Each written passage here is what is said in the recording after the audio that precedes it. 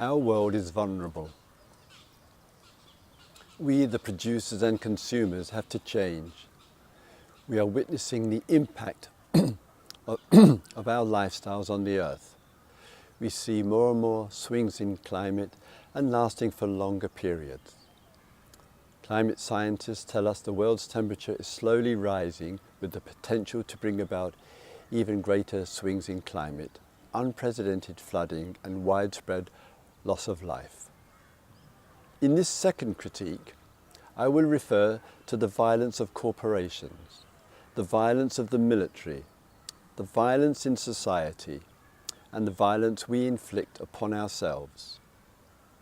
I will refer to the destructive foreign policies of the USA. I will refer to some of the causes and conditions for violence. I will suggest steps we can take to work together for change, inwardly and outwardly. We need to examine our collective problematic attitudes in human behaviour. Our states of mind have become a dark shadow over the earth. We must focus on our mind to address our global issues. Violence is a force exerted that causes harm and damage. Violent revolutions perpetuate violence. A non-violent revolution is an indispensable necessity. Institutional greed is inseparable from institutional violence. Greed is an act of violence upon life.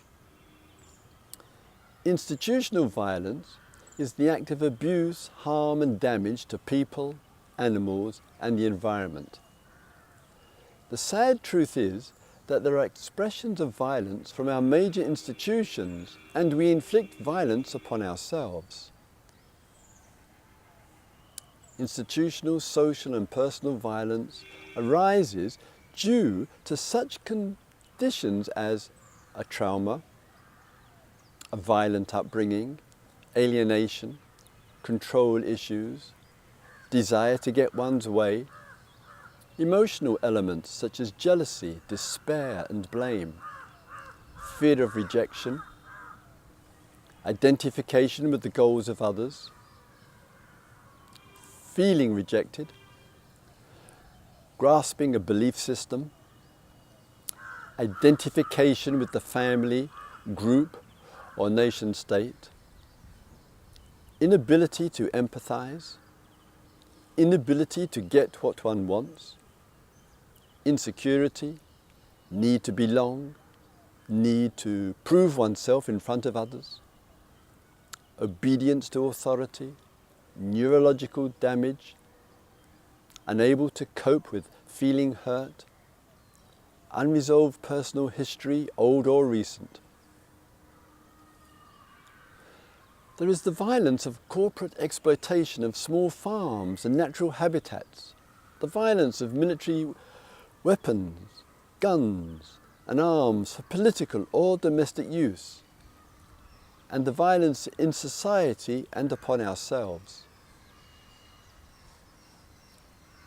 The industrial food monopolies of the West inflict forms of violence on small farmers worldwide.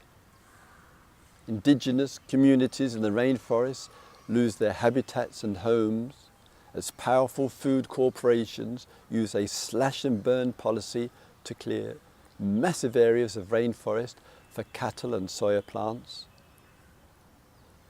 Massive deforestation supports the world's demand for meat, timber and single crops. Deforestation and lack of diversity causes exhaustion in the soil's nutrients. So artificial fertilizers are needed. More production means more pollution. Many small farmers in Africa get paid minimum rates for their coffee plants to maximize profits in the chains of Western coffee shops. Indian cotton farmers are in a deep crisis. Many live in debt, depression, and under corporate control. This is a violence upon their lives. Farmers endure a traumatized psychological life through climate change and dependency on Western agribusiness.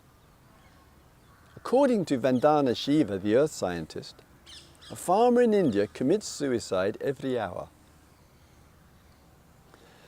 Sustained public campaigns, as well as critiques and polemics on corporations engrossed in violence upon people and habitats, forces more internal inquiry of these businesses. What thoughtful university graduates would want to join a corporation that exploits workers and destroys fragile ecosystems? Determined citizens can work together to create and support the wide variety of non-governmental organizations, NGOs, who work tirelessly on behalf of small farmers, indigenous communities, and to protect natural environments. Sections of the powerful food industry introduce genetically modified GM or genetically engineered GE crops. This has a violent impact on organisms, insects and creatures under the ground, on the ground and in the air. GM crops cause outcrossing, a transference elsewhere of GM seeds affecting health and safety of conventional crops, meadows, forests, flowers and plants vital for biodiversity.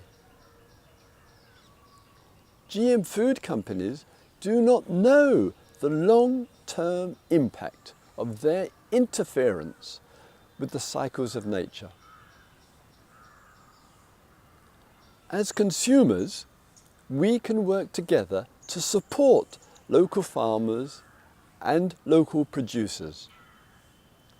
Our collective capacity to say no to the powerful food industry's exploitation of peoples, animals and nature challenges the behaviour of the food industry.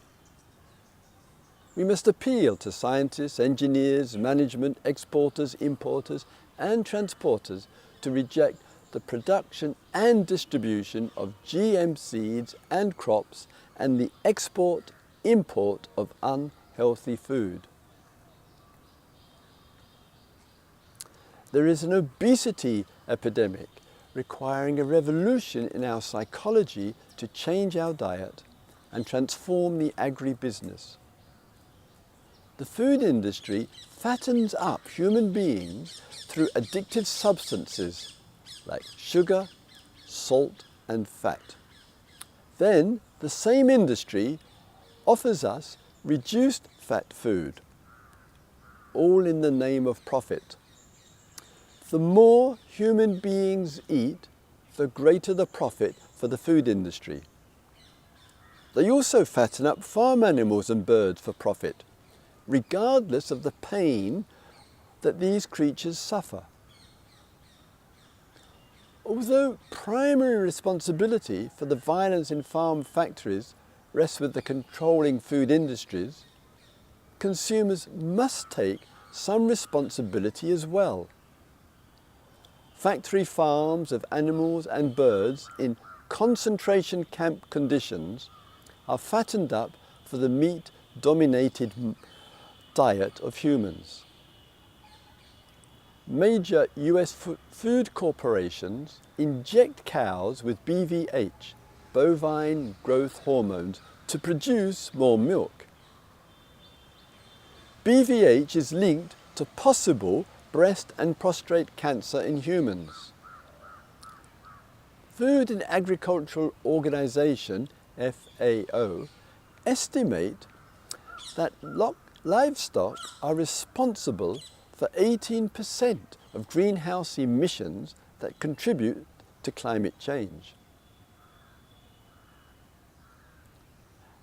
A revolution will enable us to democratically elect our primary food producers to ensure food companies provide us with a nutritious diet, clearly labelled from a food company that cares for shoppers, employees, animals and the environment. We cannot leave the importance of food in the hands of unelected corporate dictatorships driven to increase profit margins. The World Health Organization warns of a tidal wave of cancer. Smoking is the single biggest cause of cancer, causing 20% of global deaths. Addictions such as alcohol, cigarettes, drugs, recreational, prescribed, and junk food contribute to self-hatred and sickness. Addictions arise through the unresolved need to keep repeating pleasant sensations. No matter how destructive to health and peace of mind, children and adults require ongoing guidance with proven methods to dissolve an addictive psyche. The processed food and drinks industry, with added chemicals, sugar, salt and fat, slowly seems to be poisoning our health. This is a violence upon our bodies. We need to remove such cell-damaging foods from the shelves of our supermarkets and food stores. There will not be a reduction in cancer, heart disease, dementia and diabetes until there is the widespread intention for clean air, ending of our minimal intake of cigarettes, alcohol and drugs, huge reduction in consumption of sugar, salt and fat, reduction of exposure to dangerous chemicals at home and work, massive reduction in need for pharmaceutical medicine, with the side effects known and unknown, radical change in diet, priority given to organic food, stress reduction, switch to plant-based food and ending of meat-based diet, cutting back of dairy products. Mines, fracking and deforestation. Big, powerful companies inflict violence on the earth and in the ground. Mining and fracking companies plunder resources at an alarming rate.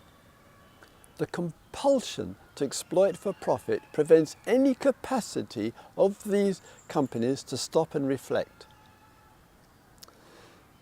There is little or no concern about present and future effects to our Earth's equilibrium, our water tables and our ecosystem. Having destroyed our forests in the 18th to 19th centuries, Western countries seek to profit through destroying forests in other countries.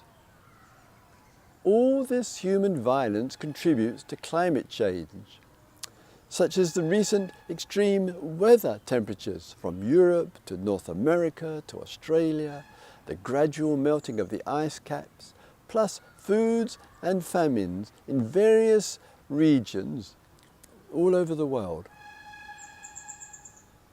The 21st century means a breaking up of the unholy alliance of corporations and consumers. The consumers form the vast majority of citizens.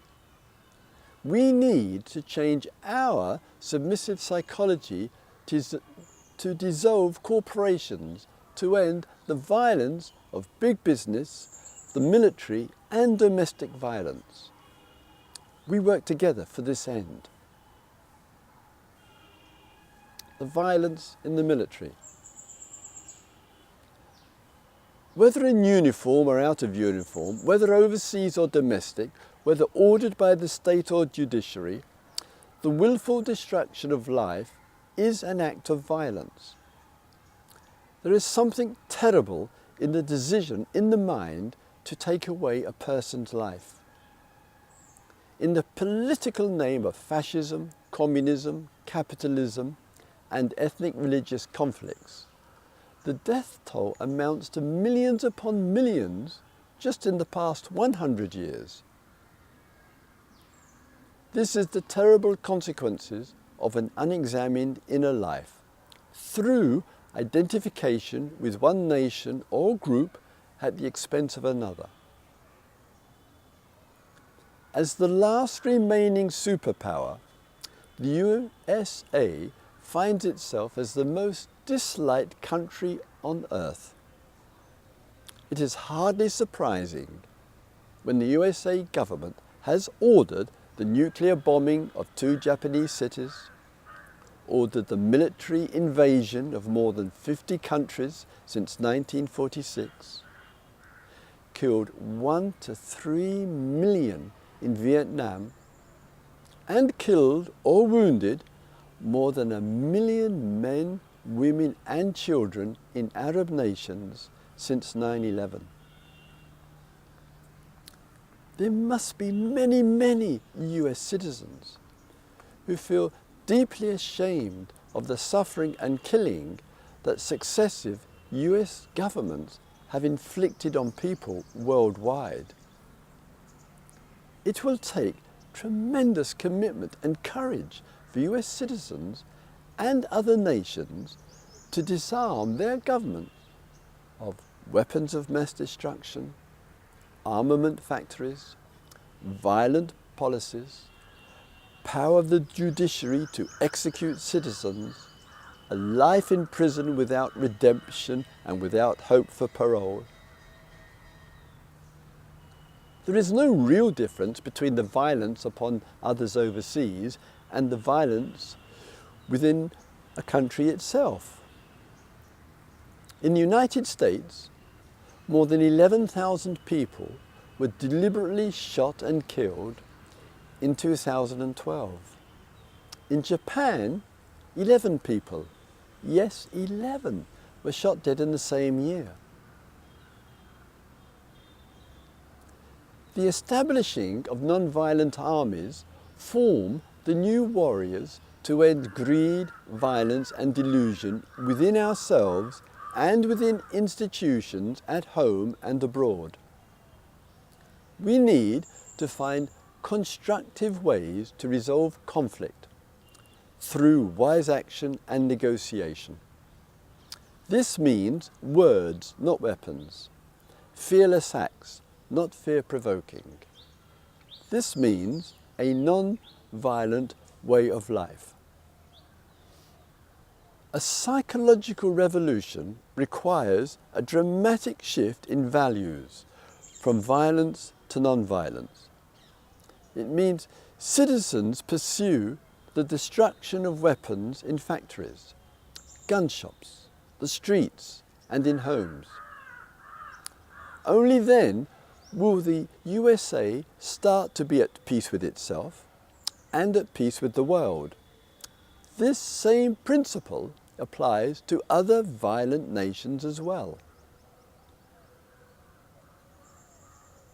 A revolution requires daily lessons in our schools in non-violence, an ending to the gratuitous violence on our screens, massive reduction in our alcohol consumption, and a life of cooperation. Every city, town and village needs to launch meetings to move from violence to a peaceful way of life. Citizens have the task to look into causes and conditions that produce violence and change them. We cooperate to change together our attitudes and our views to move towards a fresh vision. We engage together in practices to support inner peace, such as mindfulness, meditation, prayers, non-violent communication, exercises, facilitation, negotiation, and skillful communication. We reflect on and apply the power of friendship, loving kindness, and reconciliation.